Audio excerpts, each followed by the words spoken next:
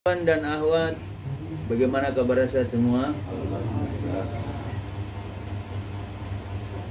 Kalau kita merenungkan,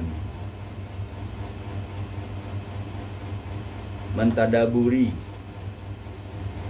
mentafakuri ayat surat Jin ayat 16 merupakan dasar atau dalil atau asal, yaitu pelajaran Toreko atau Toreko Sufiyah. Jadi ada kata-kata istaqomu, istaqoma yastaqimu, istiqomatan bahwa mustaqim artinya lurus, ajeg. Jadi istiqomah itu adalah modal utama dalam melaksanakan Toreko. Toreko itu sendiri banyak makna. Ada Toreko maknanya artinya jalan. Ada Toreko artinya dimana sunnah. Sunnatun, sunnatun itu artinya kebiasaan. Ada Toreko dimana dalam pelajaran kuliah atau tarbiyah itu namanya metode atau cara. Kalau Toreko dimanain sunnah, ketika orang ahli usul fikih memahami bahwa sunnah itu adalah Toreko. Jadi sunnah itu kebiasaan. Mansana sunnatan hasanatan, mansana sunatan sayatan, dalam hadis itu seperti itu. Barang siapa yang membuat kebiasaan yang baik, barang siapa yang membuat kebiasaan yang jelek, maka dalam hadis tersebut kembali kebaikannya atau kejahatan itu kepada orang yang melakukannya. Ketika orang itu berbuat kebiasaan yang baik kemudian diikuti oleh orang, maka dalam hadis tersebut bahasa syariatnya pahalanya, ganjarannya itu sama seperti orang yang menyuruh atau yang melaksanakan. Sama kejahatan. Itu Toreko secara makna lugawi atau bahasa. Al-Tariqah itu pakai al-marifat. Halnya al-marifat itu lawis taqamu alat tariqah. Halnya marifat, menunjukkan Toreko itu adalah perjalanan khusus. Ditambah tak marbutoh. Banyakan dalam kamus bahasa Arab at-tariq, tariq itu jalan. Cuma ini kata-kata at-tariqatu. Kenapa dibaca at-tariqatu? Karena ada jar majrur ala. Lawis taqamu ala, idiom bahasa Indonesia, apa bahasa Arab. Kalau lawis taqamu ala, jangan lawis taqamu bi, tapi ala, namanya idiom.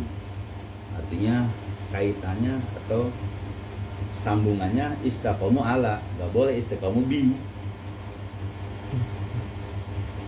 Nah, at-tariqah Abah nulis dalam buku sintoris atau ringkasan yang Abah tulis, catatannya Toreko, kita kembali membahas Toreko itu suatu perjalanan ruhani. Perjalanan ruhani. Kenapa disebut perjalanan rohani? Karena Toreko itu perjalanan metode cara yang khusus. Karena yang berjalan dalam Toreko itu ruhani, tapi masih ada jasadnya.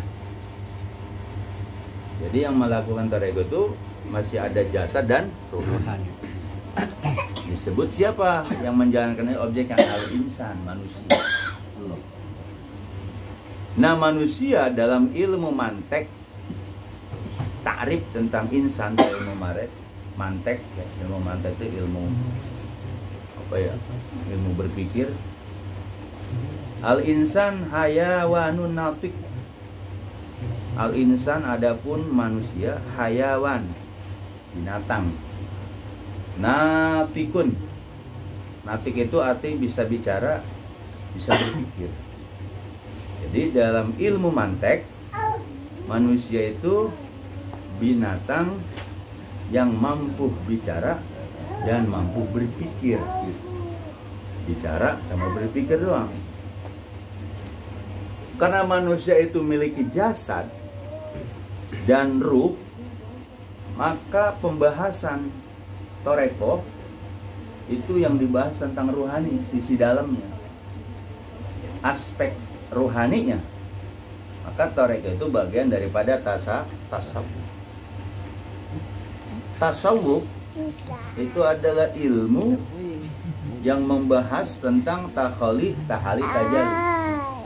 Takhali, tajalli. Takhali itu mengosongkan. Artinya apa? Mengosongkan hal-hal yang bersifat najis maknawi. Apa itu najis maknawi? Najis maknawi itu adalah mazmumah, perbuatan atau af'alul mazmumah, perbuatan yang tercela menurut agama dan pikiran manusia. Sombong, takabur, bator, riya, bakhil, adigung, apalagi adiguna, merasa pinter, merasa bisa. Jadi al-insan hayunatik itu sifatnya seperti itu. Karena manusia ketika belajar mempelajari dirinya tentang ilmu zahir, ya udah hanya sebatas apa ya, ilmu dijejelin ilmu doang.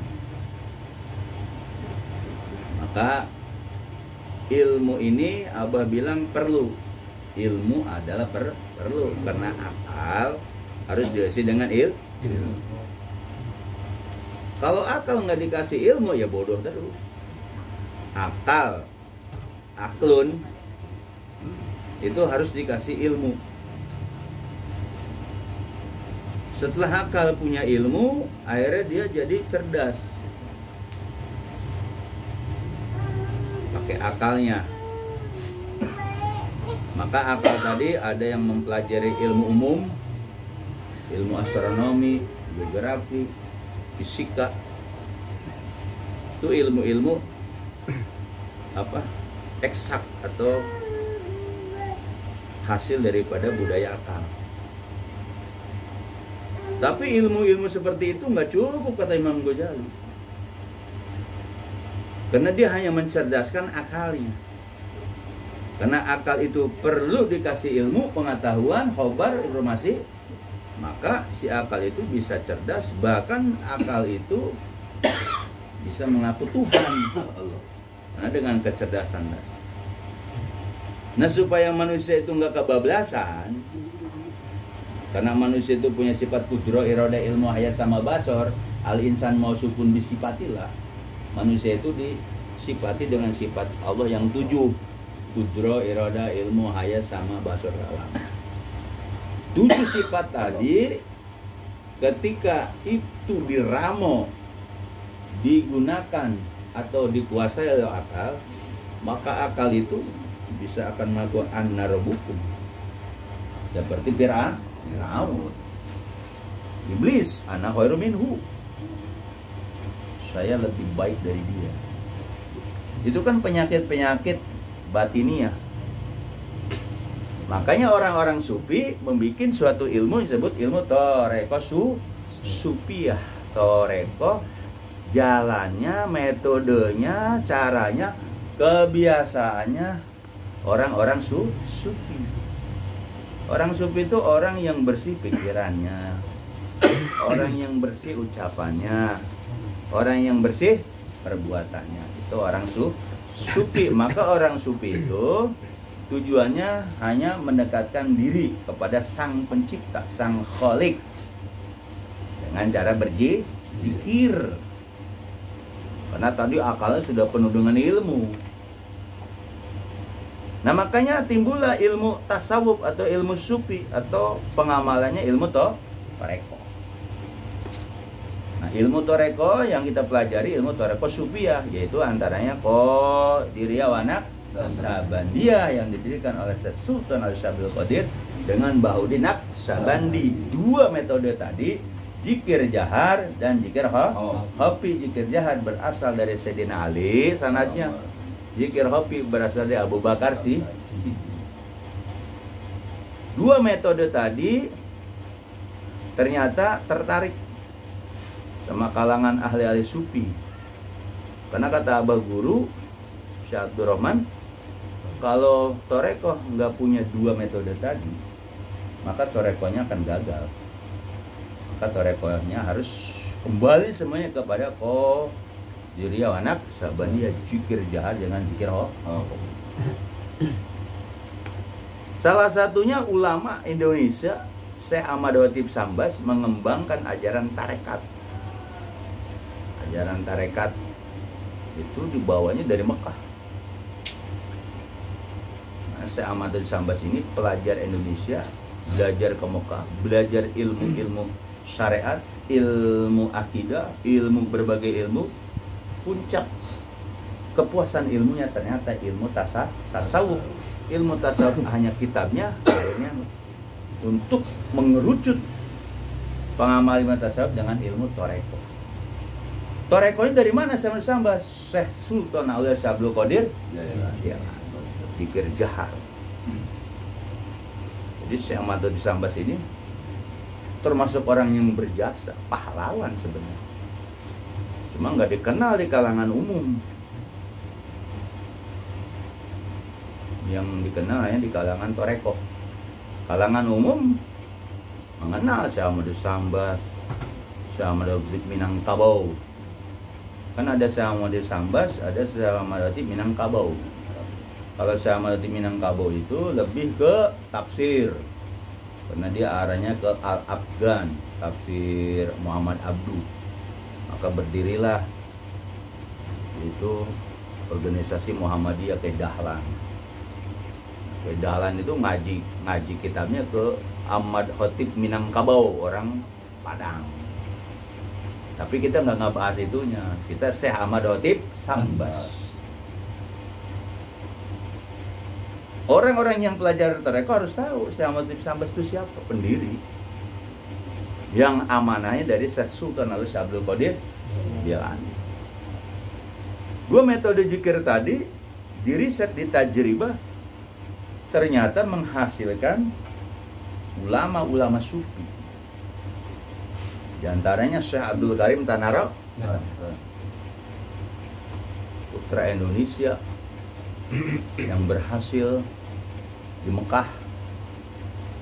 Abdul Karim Syekh Ahmad Khatib Sambas itu jadi imam Mekah.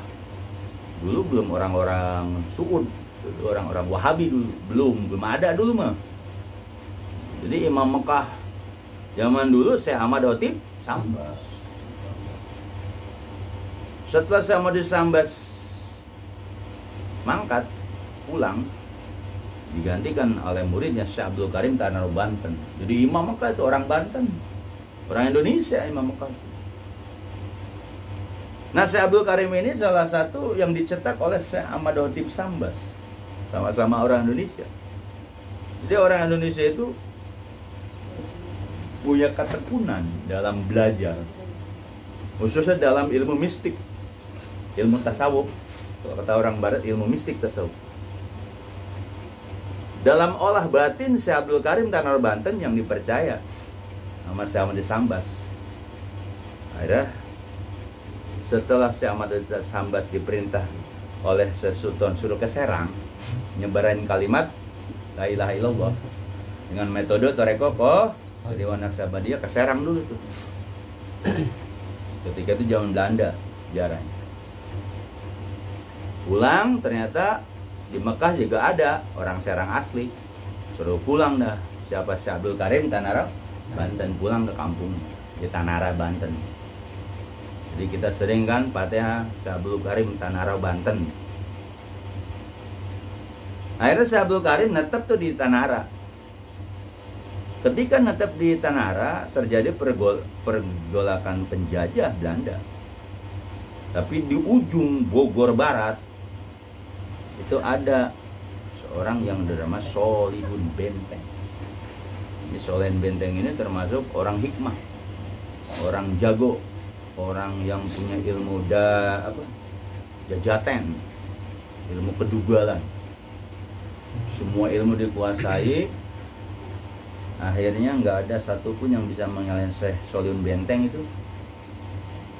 Dia koar. Siapa lagi yang bisa ngalahin ilmu saya? Dengarlah, ada Ki Karim yang ada di Tanara Banten. Ketika itu Ki Abdul Karim Tanara Banten netap di Tanara sementara itu. Setelah Syekh Ahmad Sambas pulang. Seorang ulama sufi nggak ketahuan dia seorang ulama, biasa aja. Syekh Solihun Benteng ini kan banyak ilmunya, kata ilmu hikmah. Orang ilmu hikmah itu khodam bawaannya begitu, pengen ngetes orang, pengen ngetes ilmunya, akhirnya dites.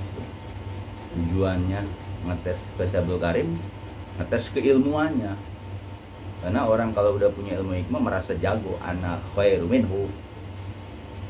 Itu sifat-sifat iblis ada tuh orang-orang hikmah.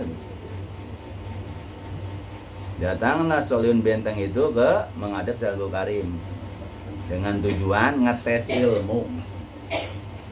Dites ilmunya, dipotong sama daun aren, kupingnya kawung, putus, tapi nggak ada darah.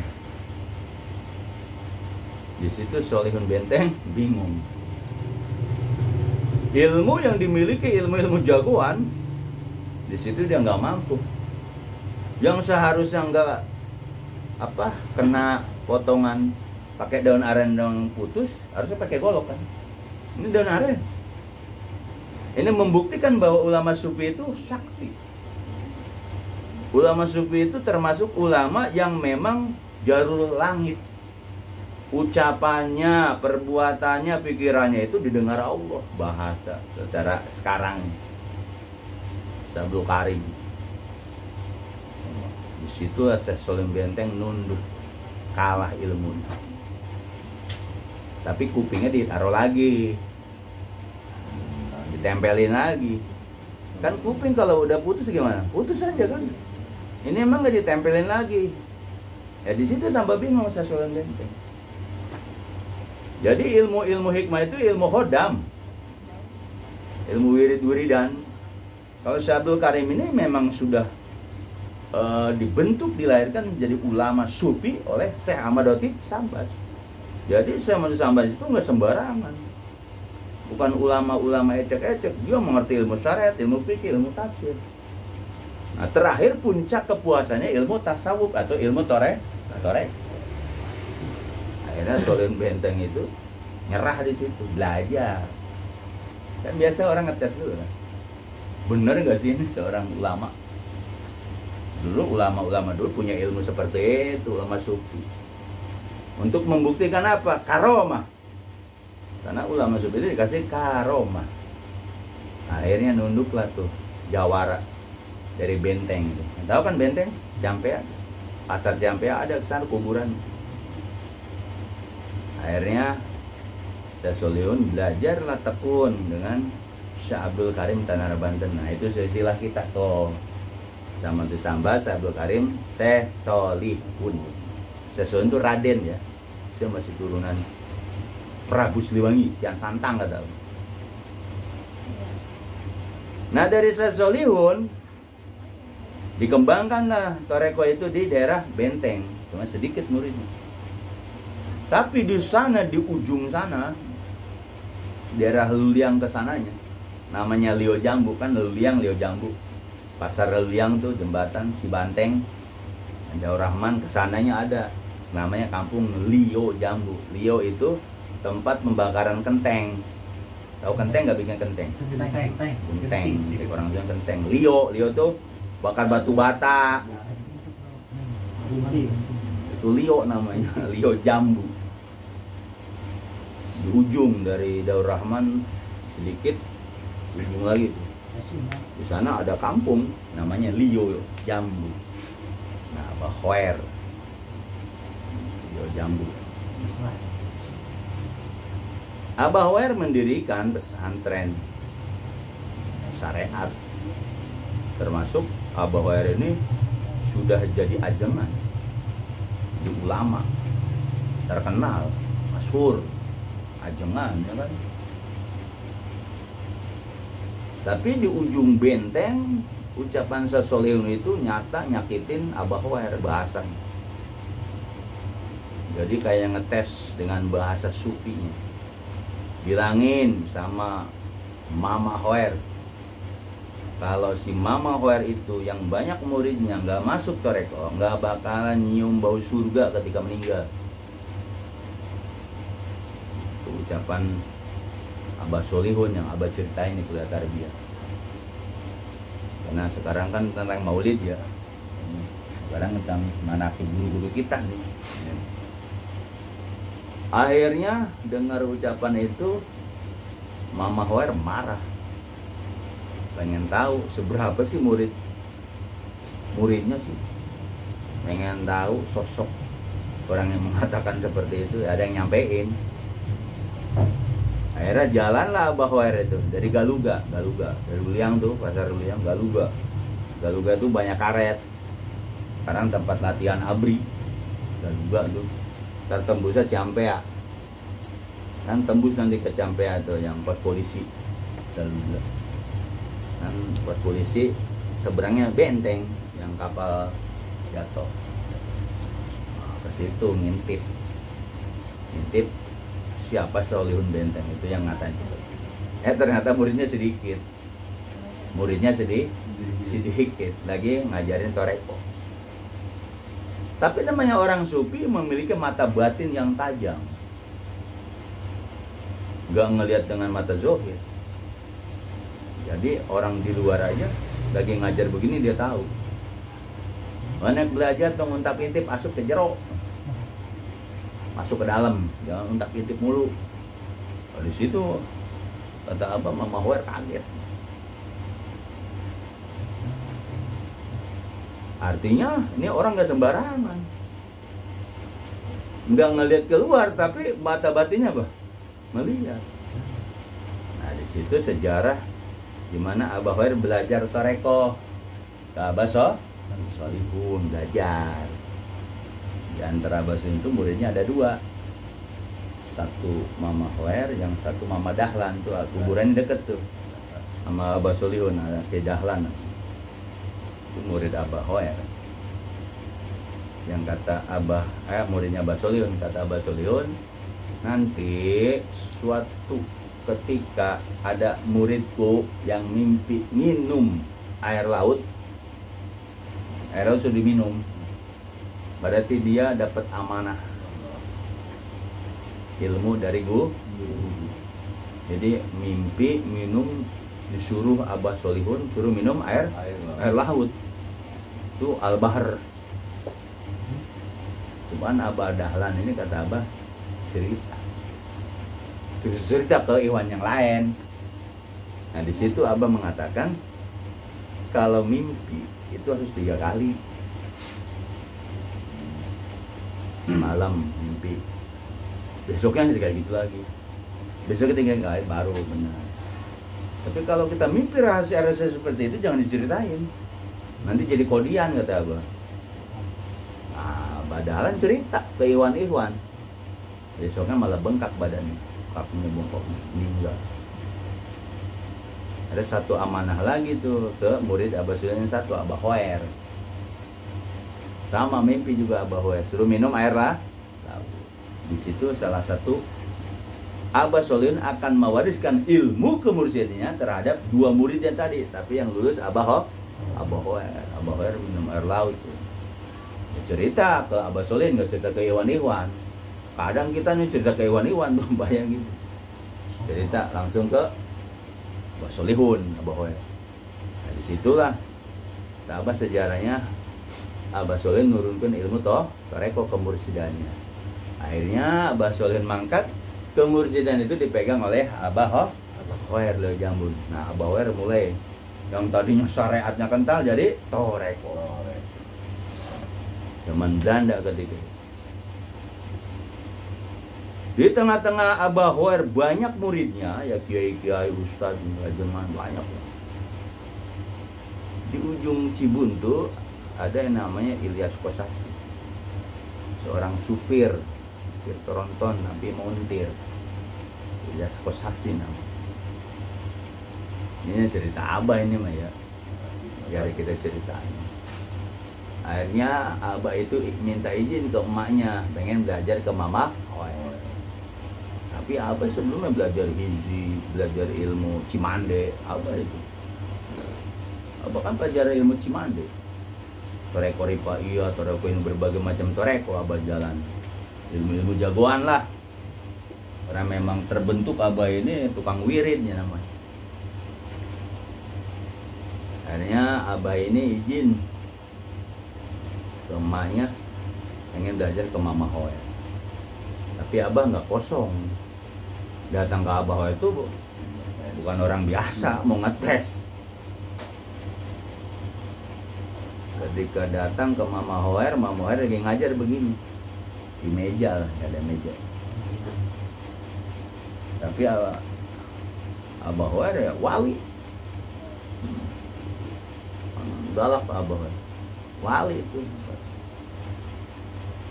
Lihat itu foto-foto yang kita punya, wali itu dan sembarangan.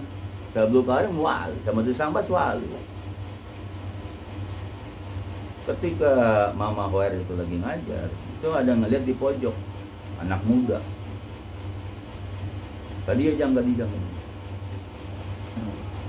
Kan di pojok kan namanya anak baru ya. Orang-orang udah kiai-kiai ustaz. Tapi kenapa Abah Hoer ngeliat yang di pojok? Mungkin ngeliat cahaya Abah kan. Panggil tadi jang. Cuma emang Abah Hoer dalam mata batinnya tahu kalau anak muda ini pengen ngetes ilmu Abah Hoer. Cokot jam. Ada kan kue apa tuh? Kue dari nasi apa nih? Yang manis? Teng-teng. Apa sih kalau yang dari ketan? Jipang. Tapi jipang itu pakai keler, yang pakai keler tebel ya. Teng-teng budel. Di Pondok Pinang ada tuh. Cokot jang. Diam aja Abah. Enggak cokot jang, diam aja. 3 kali cokot jang. Namanya mau ngetes apa kan? Bener kan dia orang. Mama Hoer itu ulama sepi. Abah nggak mau. Akhirnya Mama Hoer sendiri tangannya. Padahal itu ketutup. Kan tebel itu kalau keler yang gitu kan. Kan toples yang bling. Masuk ke Abah Hoer tangannya dus. Agak pecah nggak Abah itu? Bukan dibuka, masukin tes. Kasih. Nah disitulah Abah mulai belajar sama Abah Hoer tentang ilmu toreko. Tapi Abah datang punya ilmu jagoan. Udah toreko Abah juga. Ripaiyah. Abah pun udah belajar ilmu Cimande. Tahu kan ilmu Cimande silatnya? Nah disitulah Abah tekun belajar. Ketika Abah masih ngupir Toronton, selalu datang ke Abah Hoer, ngobrol berdua, ya kan? Orang-orang pada pulang, dia ngobrol berdua dengan Abah Hoer. Lama-lama kan Abah Hoer ngelihat kepatuhan muridnya. Tapi Abah Hoer udah melihat bahwa ada cahaya pemursidan di Syekh Abdul Rahman. Akhirnya singkat cerita ya, ilmu pemursidan itu turunlah ke Abah Ilyas. Abah diijazahkan ba'dal kaul, sekalian bisa nalkin, sekalian bisa menghib. Tapi Abah pun gak diakui sama murid-murid Abah Hoer. Gak semulus seperti Abah sekarang berhasil. Karena Abah ini dikasih 3 lapis. Badal kaul juga, mubarek. dikasih badal talqin juga, dikasih untuk menghirqah sufiahnya, itu yang mahal. Sedangkan murid-murid Abah Khair yang lain nggak dikasih. Otomatis jadi apa? Cemburu. Terjadilah yang namanya busak bisik dong. Ngapa ilmu dikasih ke dia? Nah di Cibuntu tuh dulu Abah Khair tinggal di Cibuntu. Orang Cibuntu Abah Khair tuh. Yang dekat pesantren apa Cibuntu. Cuma Abah Khair ketika meninggal pengen dikuburnya di mana? Di Lio Jambu. Di bawah pohon apa yang buat obat nyamuk tuh? Sukun. Di bawah pohon sukun. Tahu sukun nggak? Nah Abah lah mendalami ilmu Abah Khair, tekun. Tapi yang diuji ekonomi. Diuji ekonomi. Karena ilmu suluk. Tapi Abah 3 lapis ilmu dikasih. Ba'dal qaul, ba'dal talqin sama mandat hirqah sufiah. Akhirnya Abah mengembangkannya di Taman Sari. Murid Abah udah banyak itu. Tapi Abah memang dari sikap itu sufi benar. Jadi nggak banyak tingkah. Ada orang mabok, Abah nggak ngelarang. Si kacung ngomong. Kadang Abah permisi, padahal Taman Sari pada mabok kan. Permisi. Akhirnya tukang mabok tadi malu nggak? Malu. Nah, Abah ini ketemu Umi di Taman Sari. Itu perjalanan Abah. Nah, Abah ini yang mualim cerita itu kan dulu katanya sawah ya, orang-orang lama tahu. Tapi memang Abah ini sudah tercantum jadi ulama Rasul Anbiya. Itu yang kita harus bersyukur gitu. Bahkan mantunya bilang, bisa aja Abah jadi presiden karena Abah udah bahasa langit. Apa namanya? Doanya doa udah dijabah sama Allah, doa Abah itu. Apa yang diucapkan nama Abah terjadilah. Berdiri 2 pesantren, Miftahus Sudur sama Jawiyah Al-Khair. Miftahus Sudur. Nah, peninggalannya ada kan kelihatan gitu. Ajarannya suluk torekohnya. Itu tentang yang didalami tentang Naqsabandinya. Latifa qalbi rusira hofi apa nafsi pola. Karena banyak murid Abah pun ada banyak orang awam, maka jadi tabaruk menuju suluk. Karena itu ajaran tabaruk menuju suluk itu udah hak peto Abah, karena Abah mursyid. Sampai mengatakan harian, mingguan, bulanan hukumnya fardu ain, Abah berhak ngomong gitu karena mursyid.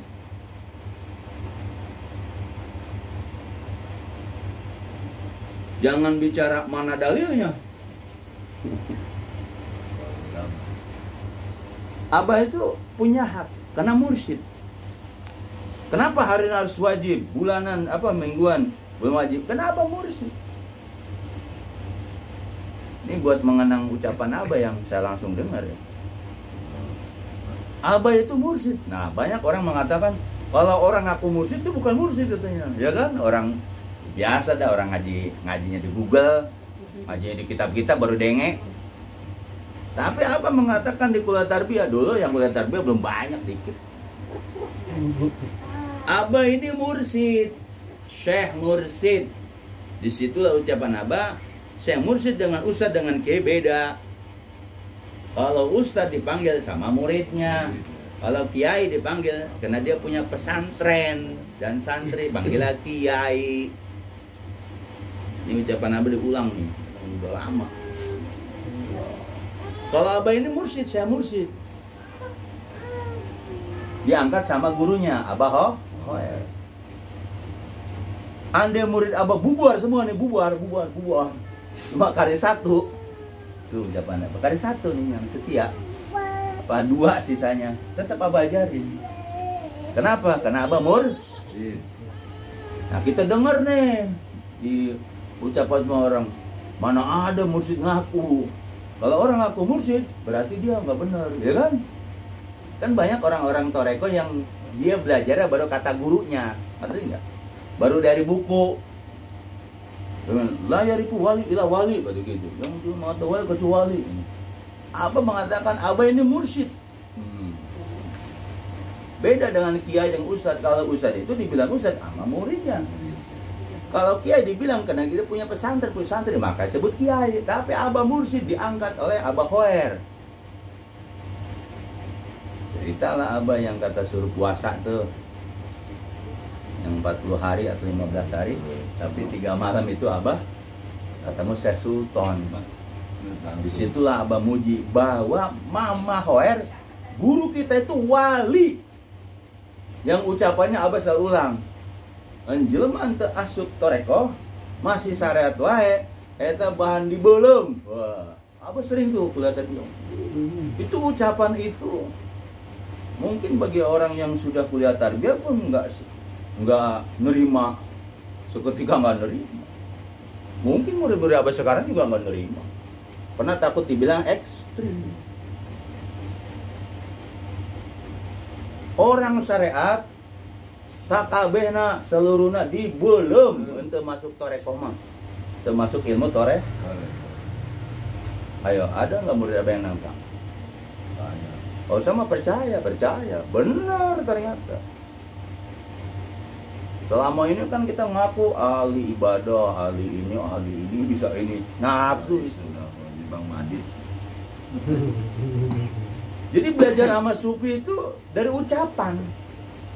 Maka simak ngedengerin itu harus mendengar, simak. Wasima watiba, itulah belajar dengan syekh tarbiyah. Jadi jangan ditulis. Nah, nanti ucapan-ucapan guru itu bisa ditulis ketika guru sudah mangkat.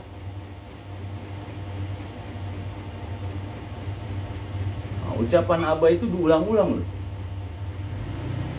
Kata guru kita, seorang wali, Mama Khoer, Abah Khoer, Syekh Abdul Khoer, Dio Jambu. Jelema ente asup toreko masih syariat wae dibelem. Bakar bahan neraka. Belemen bahan neraka. Orang syariat itu dibelem bahan neraka. Dibelem, dibakar. Belum sangkut. Jadi di sini jelas ucapan wali kita harus percaya. Kalau nggak percaya silakan. Jadi Abah itu emang bahasa saklek. Itu Abah Khoer. Tapi Abah mengakui guru kita wali loh. Abah itu wali. Ucapannya itu yang terkenal. Lemah masih syariat wae teu asup ilmu ieu ilmu toreko bahan belemen, maksudnya bahan neraka. Terima nggak terima tuh orang. Makanya kita bersyukur bisa ketemu toreko Syekh Abdul Rahman. Yang dulu masih bangga-banggaan aku-akuan, ego-egoan, aku-akuan Pak. Puasa ini, sholat, wah bermacam-macam. Datang ke Abah, kebuka. Semuanya nilainya nafsu.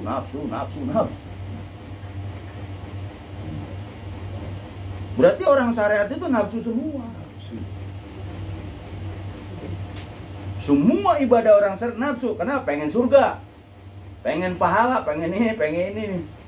Berarti ibadahnya ibadah nafsu. Maka terjadilah ucapan Abah, ud'uni astajib lakum. Ud'uni astajib lakum. Ud'uni, berdoalah kamu kepadaku, aku akan mengijabah. Kalau ijabah dari Allah itu pasti udah hak Allah. Tapi ketika suruh berdoa, nah doanya karena apa nih? Karena nafsu, karena keinginan dia apa? Itu yang doa itu banyakkan nafsu. Makanya ikhwan, murid-murid Abah jangan banyak doa. Beda yang kita dengar di syariat. Minta ke Allah. Allah nggak bakalan bosan, kata penceramah itu. Allah nggak bakalan diminta tiap hari, nggak bosan, kata penceramah. Penceramah kan bukan ulama sufi penceramah. Kita ini kekecoh. Penceramah itu tukang dongeng, tukang cerita tadinya kan. Karena orang Jawa disebut kiai, padahal mah kiai itu bedul. Sapi sebut kiai, gerobak sebut kiai. Dipakai bahasa itu karena banyakkan santri Jawa jadi kiai, kuyai. Padahal mah sapi, eneng sebut kiai, gerobak kiai. Tapi bahasa itu dipakai ya, karena di orang Jawa kiai itu orang yang mumpun ilmu syariatnya, ilmu batin, ilmu zohirnya, maka sebut kiai. Nah sekarang terkenal dari KH. Ada tingkat ustadz, ada tingkat KH, ya. Kiai. Tapi kiai itu belum tentu selamat. Orang umum kekecoh, kalau udah jadi kiai pasti selamat. Oh, ntar dulu kata aku. Kalau dia nggak ikut watabi sabila man anaba ilaya, nggak bakal selamat.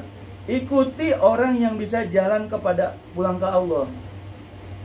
Mau kiai gelaran kiai apa, kiai apa, kan sekarang banyak kiai-kiai ya kan. Pas maulid nih gelarnya. Ada kiai jikrik, gawanya tukang nyanyi Roma Irama. Wah, masyarakat demen. Kiai jikrik, Joko Tingkir, Sambung. Sekarang udah lenyap, Joko Tingkir udah mulai lenyap. Ada kiai jikrik, ada kiai Cuba Irang, wah macam Cuba Irang, kiai Irang, dia bawa tongkat, pakai baju bola ceramahnya, lagunya lagu Persija, coba. Macam-macam. Ada kiai ngedalang. Masyarakat manggil kan cuma buat hiburan kan. Cerita maulid tapi ngedalang. Masa dalang sama nama kiai? Dalang tuh ngaruhun tau nggak?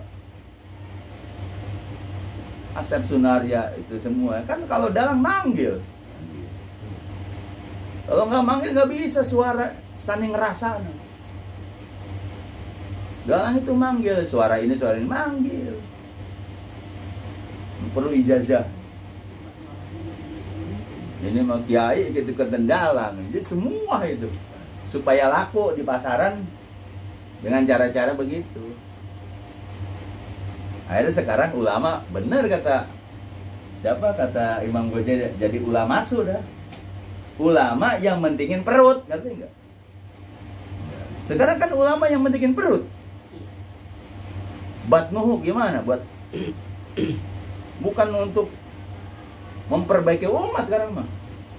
Nah ulama sufi seperti Abah itu menyelamatkan umat dunia dan akhirat. Makanya Abah melahirkan murid-muridnya yang sekarang katanya lebih dari 16.000. Katanya. Ya kan dulu 16.000 sesuai dengan Latif. Sekarang mah lebih kali. Kan itu baru katanya. Pembuktinya belum. Ngerti nggak? Terdaftar, kata Pak Suryadi almarhum, murid Abah itu ada 16.000 lebih katanya. Pembuktinya belum, artinya belum ada jadi. Talqin kabur, hotam digelarin Wali Sogir punya cuma tahu doang, kabur, hilang. Apa yang dicari dunia, kerja. Balik, datang ke pondok, mau mati baru datang. Kan banyak begitu kan. Yang sudah dihotam tuh kabur, wah nyari bisnis, kerja kemana-mana. Datang minta tawasul, datang gak lama besok mati. Apa cara kamu seperti itu dia apa? Enggak. Abah itu buat nyelamatin dunia akhirat. Abah ini ngebentuk suatu ulama yang benar-benar ulama, ilmu ulama. Saya ngomong sama Lutfi itu, ketika kita di Daur Rahman, ilmu syariat, tapi memiliki keistimewaan kelebihan, itu kita bisa takwil. Coba dah rasain ilmu Abah diamalin. Bukan kita paling baik atau paling ini, tapi ilmu Abah itu bisa membaca situasi. Orang ceramah gimana pun tahu orang itu ilmu apa. Saya banyak belajar ilmu syariat dari pondok ke pondok, dari kiai ke kiai. Tapi ilmu abah ini, waduh istimewa. Semua yang kita pelajari di kiai-kiai besar padahal. Siapa yang gak kena kasih Jami? Sebenarnya Amsir. Banyak kiai-kiai hebat. Tapi ketika sudah di abah ilmu latifah ini, bukan ngecilin ya, jadi apa ya? Udah nggak aneh yang seperti itu. Kalau orang awam masih aneh dengan kiai yang bisa baca kitab, yang bisa ceramah, aneh. Ya kan masih, woi, gitu kan. Tapi ketika udah masuk di abah, ilmu 7 latifah ditanam oleh abah guru, dikasih sama abah guru, apa ilmu raqabah, ilmu dabihidir, penceramah sehebat apapun, gak ada istimewanya di depan murid Syekh Abdurrahman yang istiqomah. Jadi murid abah yang istiqomah itu nggak mau ikut-ikutan ilmu yang mutanajis, mustakmal itu. Coba dah rasain dah ke dalam ilmu abah itu. Bukan kita merasa so pintar, bukan. Jadi diberikan apa ya? Lebih.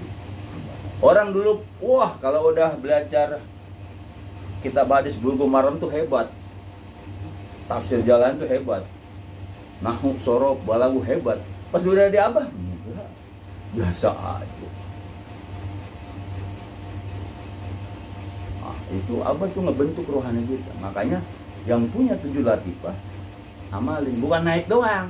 Pak Topik kemana nih? Udah naik 6 atau 7 dia? 7 hilang. Bukan naiknya doang, ngaji ke sini. Kalau naik tingkat gampang nggak? Gampang, kasih ajis aja. Tapi ilmunya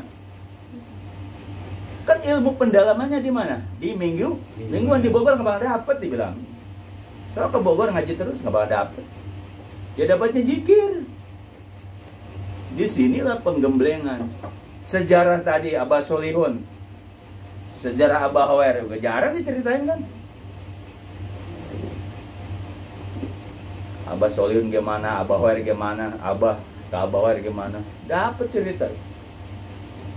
Buat motivasi buat murid-muridnya. Jadi kalau naik tingkat gampang nggak? Gampang. Latifah Qalbi naik tingkat, udah kagak dites, alhamdulillah. Ya kan? Gak dites, gak bisa, alhamdulillah. Tapi diamalin nggak? Latifah yang ditanam di abah, Latifah Qalbi aja, itu udah tajalli apal uluhiyah kalau pengen tahu. Tajalli sifat subutiyah, tajalli sunuz zatiyah, yang disebut Zohir Batin Muhammad. Sifatus subut alabiyah, makomnya rodiyah. Ahfa, makomnya mardiyah. Nafsi, makomnya kamil. Terus di kolab ubun-ubun, makomnya kamil muka. Harusnya murid abah itu jadi ulama nggak? Jadi orang benar nggak?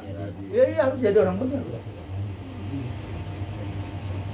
Yang harus diketahui oleh ikhwan maupun akhwat, khususnya di sini, ketika ente sudah naik 7, itu udah ada ilmu kamil.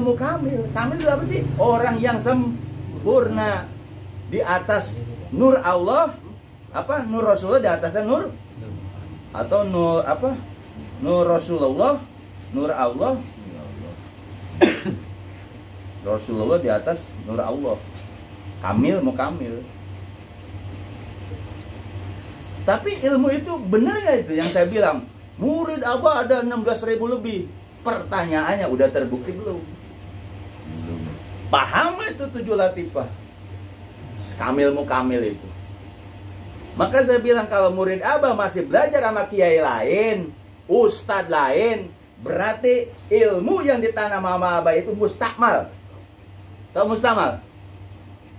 Tahu nggak air mustakmal? Boleh nggak buat wudhu? Enggak. Ilmu abah nggak boleh dicampur. Baca kitab aja udah nggak boleh. Kalau pengen tahu mah zikir aja tuh. Zikir aja, zikir. Jangan baca-baca yang lain tuh. Terus tiap hari, jangan bosan. Inilah kadang murid abah nggak kuat. Kan banyak kan murid abah nggak kuat kan, yang sudah khotam. Kan tadi lawis taqomu ala toreko. Istiqomah di toreko jalan guru aja mereka nggak kuat. Harian, mingguan, Bu? Bulanan.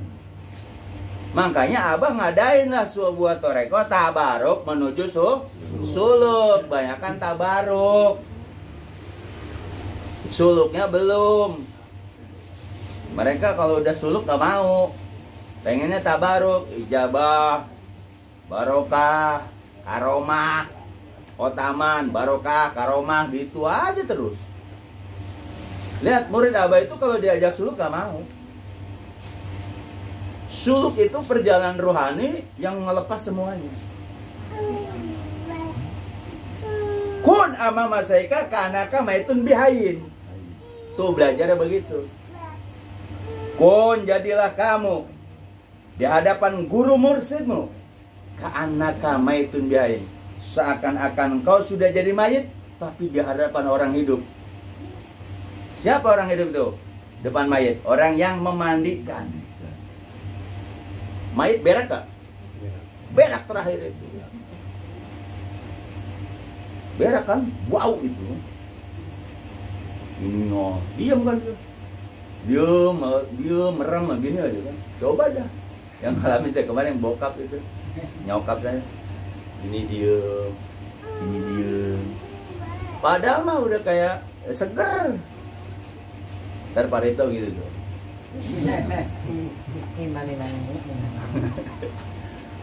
Nah, itu konsep belajar sama mursid. Jadilah kamu di hadapan guru mursidmu. Ka'anak seakan-akan. Nah itu pakai balagoh tuh. Ka'anak tuh balagoh. Kapnya litasbih. Ka'anak seakan-akan kamu mayit. Emang orang udah ditalkin udah mayit, bener nggak? Iya. Kita ini sudah jadi mayit tapi masih hidup. Masih ada di dunia, dibalikin tuh ruhnya sama abah. Namanya rohani atau rohmu mudok. Kita tuh udah ditalkin nih. Anda itu udah mati sebenarnya. Ruh apanya? Ruh jismaninya. Masukin tuh roh mudok. Berarti kalau kita di depan guru kita akan kita mayit nih, kan kita mayit nih. Namanya ditalkin dalam masyarakat, mayit belum? Mayit ya benar lah, nggak salah. Mayit apanya? Jangan ada bisa kita. Hilangkan kitanya. Kalau pengen ajar abah maju itu di Bogor di mana di majlis, hilangin bisa kitanya. Bisa siapa? Guru. Kalau ketika sholat yang bisa sholat siapa? Guru. Yang bisa zikir siapa? Guru. Yang bisa otaman siapa? Guru. Jangan di mulut doang. Itu pun ama masih itu konsep apa itu? Di buku kuning. Jadilah kamu di hadapan guru mursidmu seperti seakan-akan kau mayit di hadapan yang hidup. Berarti si mayit itu ada keinginan nggak deh? Nggak ada. Ini dipencet-pencet diem, tabok-tabok diem. Ya kan? Diginiin, guyur udah ngomel. Disamboin. Suruh anaknya gini-gini kan. Kalau hidup dia marah nggak tuh? Marah. Marah, dia masukin airnya di hidung. Pakai selang lagi. Buset. Ya. Ngomong gini. Sorry, pada itu pakai selang nanti. Pakai selang. Gak masuk mereka panjang umur. Amin. Kalau nggak masuk mereka tewas Pak Ripto itu. Panjang umur Pak Ripto. 120 mau umurnya. Amin. Digeleng. 220 ya. Udah kemarin. Kayak bahasa ini berapa jalan? 100 ini. Lebih, kayak gue lebih dari. Satu di Abah itu konsepnya seperti itu. Kan kembali nih ke ajaran Abah ya. Ini banyak yang dilupain sama murid. Sama murid Abah nih. Jadilah kamu di hadapan guru mursidmu. Seakan-akan kamu sudah jadi mayit di hadapan orang hidup. Siapa yang itu tuh? Abah. Apanya? Kolbunya. Jadi kita bisa hidup, ruh kita hidupin sama siapa? Karena kita ruh mudok. Ruh jismani kita udah mati sebenarnya. Karena udah ditalkin. Berarti harus ikut keinginan guru. Kata guru harian, mingguan, bulanan. Kenapa harus pakai akal? Waduh, sibuk, belum ada izin dari abah. Keren. Itu kan gitu. Akhirnya karena jadi mayit dibikinlah harian, mingguan, bulanan, hukum fardu. Kenapa dibilang harian, minggu, fardu ain terhadap murid abah? Karena murid abah jadi mayit. Karena mayit, ruh jismaninya berubah jadi rohani.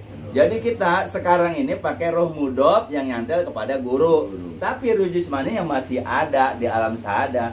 Cuma jangan pakai ruh jismani. Yang ini nih harus pakainya roh mudhof. Berarti kalau sholat tanpa robito Ka'bah kagak sah. Ayo, puasa sama, haji sama, zikir pun sama, tanpa ngadirin abah nggak bisa. Jadi yang bertoreko siapa? Ya Allah, mana? Emang kita bisa bertoreko? Nggak bisa. Yang bisa zikir jahar itu kan toreko. Yang sanadnya ke Sayyidina Ali. Yang bisa zikir jahar itu Syekh Abdurrahman. Yang bisa zikir hobi ku 7 latifah itu Syekh Abdurrahman. Yang bisa manakib itu siapa? Syekh Abdurrahman. Yang bisa segala apa yang kita bisa siapa? Syekh Abdurrahman. Karena kita itu sudah jadi murid toreko, bukan syariat. Murid khusus kita ini. Berarti murid abah nggak boleh nentang, betul nggak? Apa yang dikata abah? Bulanan, bulanan datang. Mingguan datang.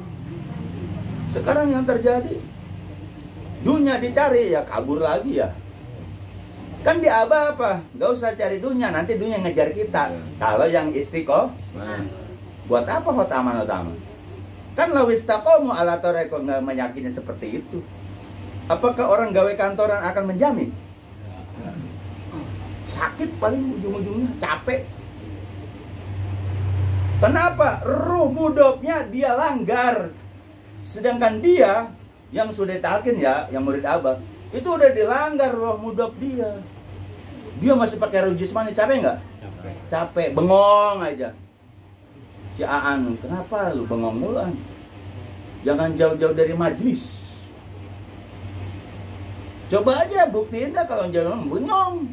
Mau banyak duit apa jadi bengong? Orang dagang pasti punya duit nggak? Punya. Tapi kenapa bengong? Ada apa tuh? Karena kita sudah ada perjanjian innalladzi yubayyi'unaka inama. Iya, berat itu. Kan abah bilang anak mah jangan terlalu diperluin banget, kata abah. Cukup kewajiban. Karena anak itu nggak bakal bisa nolong. Itu apa di buat tarbiyah? Bisanya anak ributnya masalah warisan. Nolong mah kagak. Ini mah anak diinin banget. Ini abah ya ucapannya loh. Itu tarbiyah. Ya anak kewajiban ya kewajiban aja, tapi jangan berlebihan mengkirin anak supaya ini. Ya ayyuhalladzina amanu la tulikum amwalukum wa auladukum an dzikrillah. Jelas surat Al-Munafiqun ayat 9. Semua untuk anak. Sampai perjanjian baiat sama mursyid ditinggal. Gimana itu? Nah, demi istri dia mah apa? Jangan sepelean lu ngaji mingguan tuh. Karena Anda sudah berbaiat melalui Syekh Abdurrahman. Ketika Anda berbaiat dengan Syekh Abdurrahman, berarti Anda sudah berjanji kepada Allah dan itu bukan kata-kata bohong. Itu bukan kata ucapan-ucapan nggak ada makna. Itu ada makna. Anda itu sudah berbaiat. Berarti kalau nggak wataman berarti ngelanggar apa? Allah dan Rasulnya. Orang sekarang ini menganggap Allah dan Rasul gimana? Kita ini berbaiat kepada Syekh Abdurrahman. Ketika berbaiat, abah jamin akan selamat dunia akhirat. Karena udah berbaiat. Nah, abah nyambungin ke sana melalui guru-gurunya. Berarti kalau murid abah nggak utaman dosa, murid abah nggak harian dosa, murid abah nggak bulanan hukum dosa. Nah, murid abah nentang tuh di situ. Karena dibilang dosa, nanya sama kiai syariat. Apa kata kiai syariat? Gak ada dalilnya kalau nggak ngaji dosa ke Bogor. Orang bego aja muridnya nggak nanya sama ulama syariat.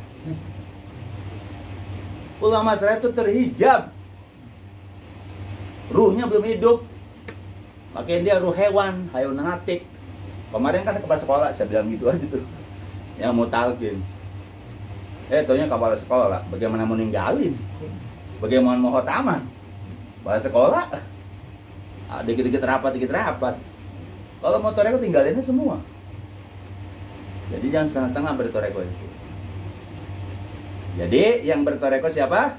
Nah, kalau Anda punya konsep prinsip seperti itu, khotaman, bulanan, mingguan, yang semua segala apa yang kita ibadah kepada Allah, yang bisa siapa? Apa Anda masih mengatakan yang bisa Allah? Yang bisa sholat siapa? Yang bisa zikir siapa? Masih mengatakan bisa Allah? Oh, kita belum ketemu. Kita ketemu yang dekat siapa? Syekh Abdul Rahman. Nah, coba murid Abah itu seperti itu. Udah pikiran-pikiran yang bisa Allah, bisa Rasul itu jangan ikutin orang umum. Sama bisa Abah. Alhamdulillah dengan barokah Abah. Gitu. Alhamdulillah dengan karomah Abah. Alhamdulillah Abah. Ini mah dengan bisa Allah. Dengan izin Allah. Dengan izin Allah dan Rasul. Orang Bogor aja mesti bilang begitu. Izin Allah, ridho Allah, ridho Rasulullah, ridho guru. Ya lu gak percaya sama guru. Emang Junaid al-Baghdadi? Kalau Junaid al-Baghdadi nggak apa-apa. Biridillah, biridillah, wa Rasul, wa Syekh Sultan Aulia. Iya. Kalau kita udah ridho Syekh Abdul Rahman, bisa Syekh Abdul Rahman, bisa nggak begitu? Bisa kasih kuncinya. Ngikutin orang-orang Bogor, ridho Allah, ridho Rasul. Emang lu tahu ridho Allah bentuknya gimana? Ridho Rasul tahu nggak? Nggak tahu. Ridho guru, bagaimana ridho? Patuh sama ajarannya, jangan dirubah-rubah. Udah patuh aja sama Abah. Bagaimana Mbak? Udah ya duduk aja khotaman. Zikir aja sebisanya, zikir lah. Ilallah. Emang kita bisa zikir seperti itu, bro? Emang kita berantainya ke sana? Karena la ilaha itu yang jajain Abah kan Abah yang punya. Udah aja lah. Sebisa-bisa kita aja lah. Ya kan? Zikir hobi pun. Jangan pede kita bisa. Wah, belum. Berarti yang bertoreko siapa? Ketika kita di hadapan guru mursyidmu seakan kamu mayit, berarti kita tidak ada keinginan, tidak ada iradah, tidak ada kebisaan, tidak ada kebisaan kecuali dari guru. Kalau itu kita ikrar mengakui, Abah akan turunkan ilmu laduni. Amin. Tenang hidup di dunia. Curah amat yang gimana juga santai. Coba aja. Tapi bertoreko Anda bersyariat, ikut-ikut kiai-kiai, ustad-ustad. Aduh, udah gagal toreko Abah. Percaya sama saya. Saya udah ngalamin. Apa ikut kiai yang ada itu benar? Enggak. Saya mau nyalain, silakan. Kalau mau nyalain saya silakan. Ikutin kiai-kiai itu. Ikutin tuh ustad-ustad tuh. Yang bukan murid Abah ya, ikutin lah, ikutin. Coba. Kalau nggak ke hijab, nggak bakalan mau ke majlis, bener nggak? Maka saya udah sebuang semua. Karena tadi konsepnya, kun amama saika karena kamaitun bi. Kita itu seakan mayit. Kalau mayit punya keinginan nggak? Berarti harus mengikuti orang yang hidup. Siapa? Yang hidup itu. Yang menghidupkan roh kita siapa? Yang menghidupkan hati kita siapa? Yang menghidupkan tujuh latifah kita siapa? Ya itu. Jangan kepengaruh sama ulama syariat. Ini mah ulama syariat lu masih dengerin. Minta itu ke Allah, minta itu ke Rasul. Apalagi zaman Maulid sekarang nih. Rasulnya mereka baru kata ucapan. Kalau kita udah ketemu belum? Ketemu. Ketika kita ditalkin, yang jadi saksi Abah Guru nyambung ke sana. Saya Sultan tau nggak? Kalau mau di luar refreshing aja, yang penting dapat berkat. Ya. Betul ya? Paros. Udah. udah gitu aja boleh, yang penting gue dapat berkat. Ya jangan dengerin ceramahnya, dengerin jangan dimasukin ke ilmu kita, ke hati. Makanya saya demen yang ceramah si Bolot sama si Mali. Ya kan? Hiburan. Dan sekarang kiai-kiai pada ngikutin pelawak gimana? Dan sekarang pentingnya kita datang ke situ ngapain? Sedangkan kita di Zuhairi Batin Muhammad. Makanya tujuannya hiburan aja. Namanya memperingati hiburan ya sih? Hiburan. Memperingati 17 Agustus hiburan nggak? Hiburan. Hiburan joget-joget ya kan?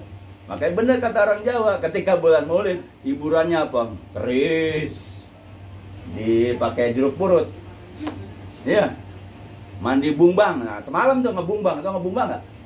Kum, kan semalam tanggal 14 tuh, 14 Ramadan, mulut.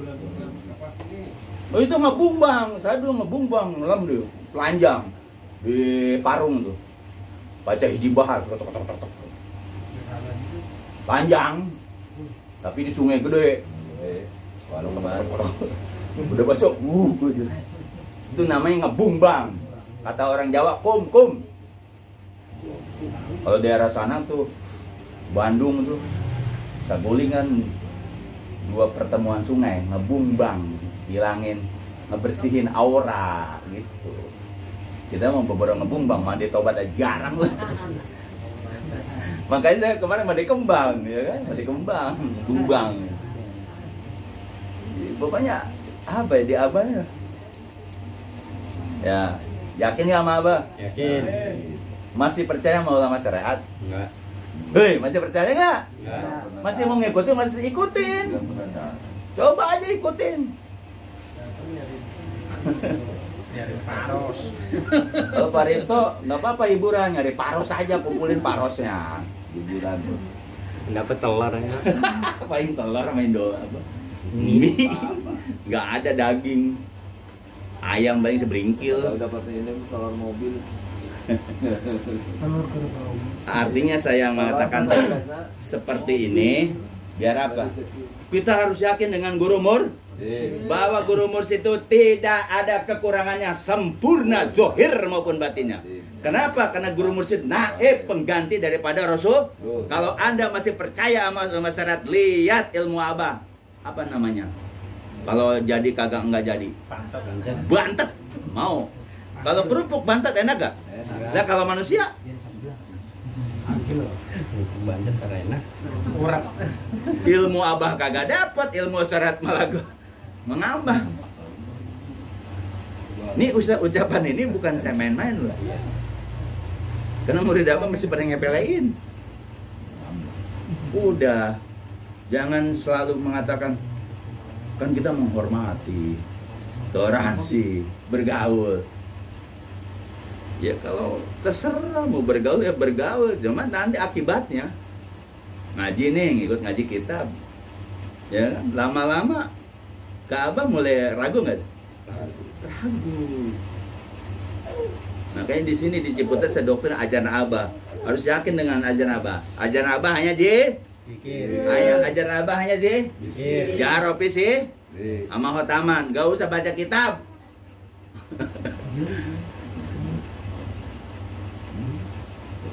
Kalau pengen ngasah ilmu batin, pengen ngasah ilmu batin kita nih yang dari abah, jangan bergaul sama orang soleh, bergaul sama orang kagak bener. Kalau bergaul sama orang-orang bener, orang soleh, bukannya tambah bener, disupi mah. Bergaul sama orang-orang yang nggak soleh, itu namanya dites tuh, latih-latih. Kalau orang bergaul sama orang-orang masjid, orang-orang baik, kata Joera baik, itu timbulnya apa? Iri, saling iri. Oh, gue paling hebat ibadahnya, ya kan? Jadi orang-orang masjid, ahli surga orang ini. Makanya ngetes keilmuan abah itu bergaul lah dengan orang-orang yang nggak bener. Bagaimana dengan peribahasa? Kalau kita bergaul sama orang bener jadi nggak bener, nggak tes sama kelatipan kita. Ya kan kalau peribahasa gitu kan, Kalau kita bergaul jadi sama tukang minyak, bawangi mie. Kalau kita bergaul sama tukang minyak tanah, minyak tanah katanya kan. Kalau bergaul sama tukang pandai besi jadi kotor, panas. Tapi di ilmu toreko sebaliknya, mengetes apa? Kelatifahan kita, keimanan. Itu tes. Jangan sama orang baik aja bergaul, sama orang kagak baik. Coba ada tes. Kita kepengaruh nggak? Kalau masih kepengaruh berarti belum. Wah, Latifah udah punya. Bergaul sama orang lah kemana aja. Jangan nabok. Latifah kita udah yakin, udah mantap keajaan Abah. Tes keimanan kita. Bener gak kita keyakinan sama Abah? Tes, bergaul. Nah, kebalikan tadi. Kalau tadi kan gak usah percaya sama ulama syariat, karena kita pengen ngetes akidah Abah, gaul. Berubah nggak kita? Gaul sama Abah Salama, apalagi sama Yazid udah meninggal kan? Siapa lagi? Safik. Dengerin tuh ceramahnya. Ini kan buat ngetes. Kalau kita masih pengaruh dengan pahala ucapan dia, berarti akidah Abah belum masuk. Dibalik nih. Kalau tadi kan jangan percaya mau sama syariat, kalau masyarakat cuma nyampein doang. Nah, karena pengen nyoba keakidahan kita dengan akidah Abah, kita coba dengerin. Misalnya si ulama tadi, bahwa nanti kita akan dapat pahala segini. Baca satu ayat, satu huruf 10-10. Nah, kita kepengaruh nggak? Kalau kita nggak pengaruh tetap dengan ajaran Abah, berarti kuat akidah kita. Tapi kalau kita dengerin akhirnya pengaruh, ya berarti belum kuat. Ngerti nggak? Itu buat ngetes keakidahan kita terhadap ajaran Abah Guru. Mudah-mudahan bermanfaat. Amin.